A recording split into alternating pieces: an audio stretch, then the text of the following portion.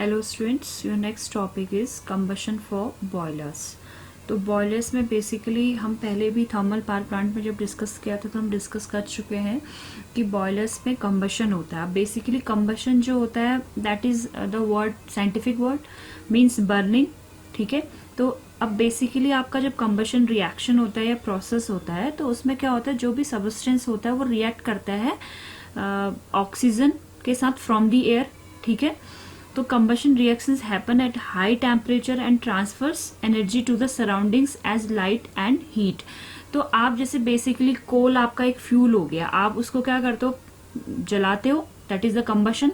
Okay, आप उसको scientifically combustion बोल रहे हो बट वो एक्चुअल में क्या हो रहा है, आप उसको बर्न कर रहे हो। तो जब बर्न आप उसको कर रहे हो तो आपको ऑक्सीजन मिलती है, एयर की हेल्प से आप उसको क्या करते हो, बर्न करते हो। तो जो ओरिजिनल सबस्टेंस हुआ उसे आपने क्या बोला, फ्यूल बोला, और जो आपको सोर्स मिला, सोर्स ऑफ ऑक्सीजन मिला, उसको आपने ऑक्सीडाइजर बोला। तो इन सब की हेल्प से आपका कंबशन प्रोसेस हुआ। बट जब भी आपका कंबशन प्रोसेस होता है एक नया सबस्टेंस क्रिएट होता है, किससे, from the fuel and the oxidiser. वो फ्यूल आपका कुछ भी रह सकता है, नेचुरल गैसेस रह सकती है, ऑयल, कोल। तो और ऑक्सीडाइजर क्या हो गया, जो ऑक्सीजन आप ले रहे हो एयर से। तो इससे आपका क्या होता है, कंबशन प्रोसेस होती है और एक नया सबस्टेंस क्रिएट हो जाता है। कुछ एनर्जी, कुछ हीट आपकी रिलीज हो जाएगी। ठीक है, कुछ एसेस आपको मिल जाएंगे, बर्निंग के बाद कुछ एसेस पार्टिकल मिल जाएंगे। ठीक है, तो बेसिकली आप क्या बोल सकते हो कि combustion is a chemical process in which a substance reacts rapidly with oxygen and gives off heat. Okay, the original substance is called the fuel and the source of oxygen is called oxidizer. During the combustion, new chemical substances are created from the fuel and the oxidizer.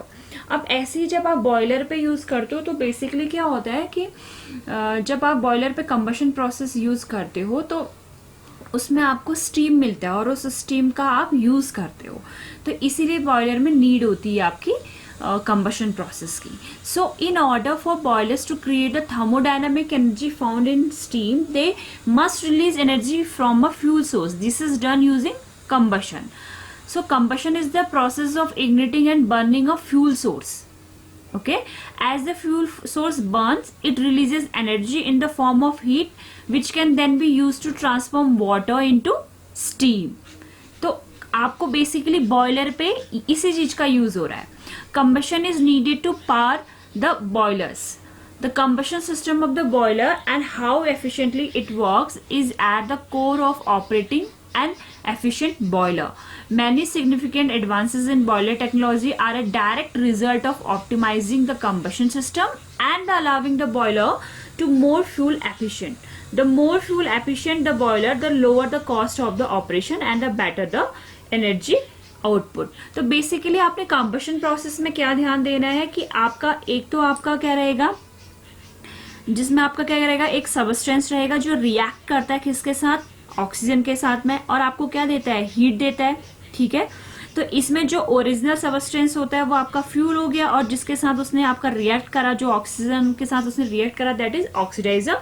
और combustion process के बाद आपको एक new substance मिलता है in the form of steam, in the form of acid, in the form of, आप बोल सकते हो कि एक न्यू टाइप सबस्टेंस। तो ये आपकी कंबशन प्रोसेस हो गया।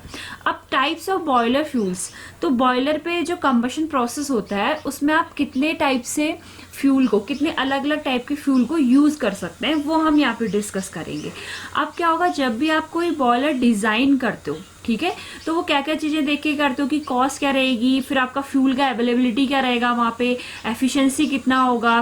जैसे आपने कोई रेडियो एक्टिव प्लांट आप स्टैब्लिश करते हो तो आपने तुरंत यूरेनियम थोरियम बर्न करा, उसने बहुत अच्छा आउटपुट दिया, बट उसका जो रिएक्शन टाइम होगा वो बहुत कम होगा, बट आपको आउटपुट कितने लंबे टाइम तक वो दे सकेगा, उसकी अवेलेबिलिटी क्या है। तो ऐसे ही आप इन सब चीजों को देखते हुए एक क्या करते हो, बॉयलर प्लान करते हो।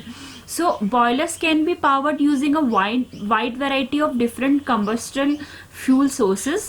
When designing a boiler combustion system, consideration is usually given to the cost, availability and efficiency of a given fuel source. कि आपका ये जो fuels है उसका ट्रांसपोर्टेशन कॉस्ट कितना लगेगा उस जगह तक आने तक, उसकी अवेलेबिलिटी क्या है, कितने लॉन्ग लास्टिंग टाइम तक आपको वो मिल सकेगा। So the burning characteristic of the fuel source are also important, including factors such as how hot it will burn, smoke and ash output, and environmental concerns. तो जैसे आप कोल को आप बर्न करते हो तो उससे भी आपका सम हार्मफुल गैसेस प्रोड्यूस होती हैं, बट वो फिर भी पॉइजनस नहीं होती है as compared to the radioactive elements. अब आप रेडियो एक्टिव एलिमेंट्स को आप अगर अपने कंबशन प्रोसेस में यूज़ कर रहे हो तो हो सकता है आपको बहुत अच्छा आउटपुट दे दे और लंबे टाइम तक भी दे दे, बट जब आप उसका ऐश क्रिएट होगा, जो उसका डिस्पोजल क्रिएट होगा, उसको आपको कई सालों तक ज़मीन के अंदर रखना पड़ता है उसको, क्योंकि वो बहुत डेंजरस होता है एनवायरनमेंट के लिए। तो आप उसको डायरेक्ट एनवायरनमेंट पे नहीं छोड़ सकते, उसको आपको कलेक्ट करना पड़ता है, डिकम्पोज का पूरा प्रोसेस होता है ईयर बाय ईयर, तो वो आपका पूरा कॉस्ट इंक्रीज कर देगा पावर प्लांट को। तो ये सारी चीजें देखते हुए आप बॉयलर पे कौन सा फ्यूल यूज करोगे, वो उसकी डिजाइनिंग के वक्त में ये सारे फैक्टर्स को आपको ध्यान देना होता है। तो कुछ टाइप के जो फ्यूल जो हम यूज कर सकते हैं, उनमें जो मोस्ट प्रॉबल जो सबसे ज्यादा यूज होता है that is coal. So coal fired boilers are the most popular type of industrial boiler. Coal has been the fuel source of choices for boilers over most of their history, and it remained the most pervasive, particularly in the power generation industry. So coal represents an abundant, relatively low-cost resource that can also be used in a highly efficient manner. तो basically जो बहुत easily available हो जाता है that is coal. Process भी easy है, आपका burning process easily कोल कर लेता है, आपको आउटपुट भी एक लिमिटेड वे में आपको अच्छा आउटपुट कोल दे देता है। तो ये मोस्टली यूज्ड एक फ्यूल सोर्स है। Okay, next one is natural gas. Natural gas powered boilers are growing in a popularity in the United States as advancing drilling technology has created a glut of natural gases. Natural gas also has a relatively high energy to heat ratio. This makes a very efficient fuel source. Third one is oil. सो जितने भी ये आपके natural gases oil based हैं, basically India में बहुत कम use होते हैं। ये बेसिकली बाहर ही आपके यूनाइटेड स्टेट्स में ही आपको इसका आउटपुट देखने को मिलेगा। लेकिन क्योंकि हम टाइप्स ऑफ बॉयलर फ्यूल जो यूज होते हैं बॉयलर पे उसके बारे में डिस्कस कर रहे हैं, तो ये सारे टाइप भी यूज होते हैं। Oil fired boilers have become a more economically viable choice thanks to the US oil boom and resulting lower cost of oil. Okay, so oil fired boilers भी आपके यूनाइटेड स्टेट्स में mostly use होते हैं for the combustion processes. Wood and bark. Wood and bark means क्या हो गया आपका? Wood that is लकड़ी एंड बार्क मीन्स छाल, जो हम बहुत मोस्टली बहुत एंशिएंट प्रोसेस है कंबशन का कि आप लकड़ी को और उसके छालों को जला के आप कंबशन लेते हो और आपको फिर सबस्टेंस में कुछ जो आपका आउटपुट मिलता है वो कुछ एसिड्स मिल जाता है, आपको एक एनर्जी मिल जाती है, हीट एनर्जी मिल जाती है. So wood and bark burning boilers represent a very popular renewable fuel source solution. Wood and bark burning boilers are specially useful in industries such as a paper and which produces wood byproducts as a natural part of their core industrial process. So wood and bark जो basically आप आग जलाने के लिए use होते हैं, जो आप ignition के लिए यूज करते हो, तो that is a very ancient process. Okay, alternative fuels. The use of alternating fuel is gaining momentum in many areas of the energy market, and that include alternative fuel burning boilers. Biodiesel and other biofuels are rising in prominence as more companies and individuals become environmentally focused. Alternative fuels का मतलब है wood and bark and oil, natural gases, coals के अलावा जो आपके बायोडीजल्स basically use हो रहे हैं वो भी आप एज अ फ्यूल यूज कर सकते हैं इन द कंबशन प्रोसेस.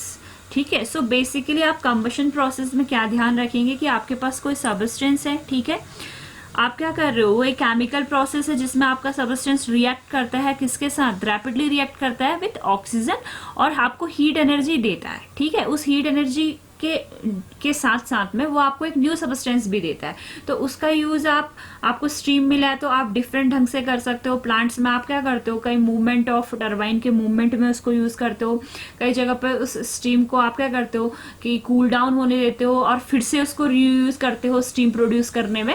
तो ऐसे अलग अलग टाइप से आप इस फ्यूल को कंबशन प्रोसेस के थ्रू पे यूज कर लेते हो. Okay, thank you.